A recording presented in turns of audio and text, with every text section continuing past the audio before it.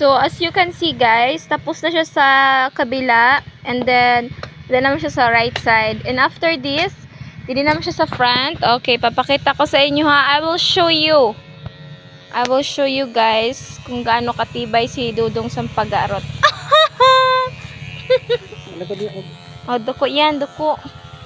Taha, kaya ba nagbungurom na dong? Grabe ha. Ano ka iba naman yung gamit mo lang? Basta dua ka bilog. Sana uli. Dali lang laki, ano? Kung paarutan ko wala sa iyo si Milky, di na lang akong bayad dong, no? Ha, kahon na mo kung di ako nagpabayad. Ayaw, pabayad na ako ang pisto. Natulin lang ang Ayan na guys, oh.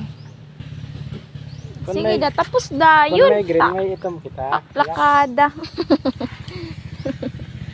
Naks. Oh no.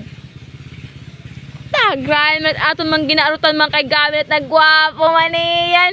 Dapat nila boy mo pala bahitan labo. Hello. Magtiyon in tawon oh. Holok ko.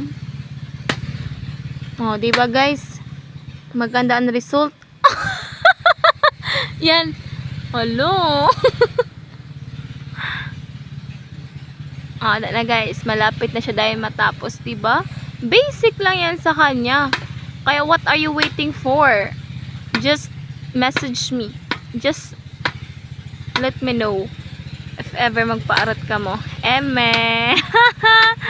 Eme lang guys. As of now, wala pa siyang pwesto. Pero kung gusto magpaarot, may hatag pa na kalo na duha. Kag siya pa mismo mabayad sa pagpaarot niyo. Hain ka pa.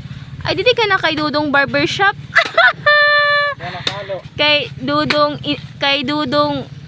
sino itong bata nag-story sa'yo mo, love? Kay Dudong, ano pangalan ni Pai? Itoy.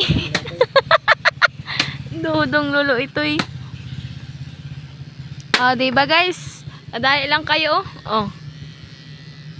Grabe, yung sa dong, ay, maganda result sa resort, ano? Malapit na matapos, di pa man. Malapit na. Dadali lang, ano? Pwede mo man ako doon na video. Kaya naman ito matapos na. Bye na guys.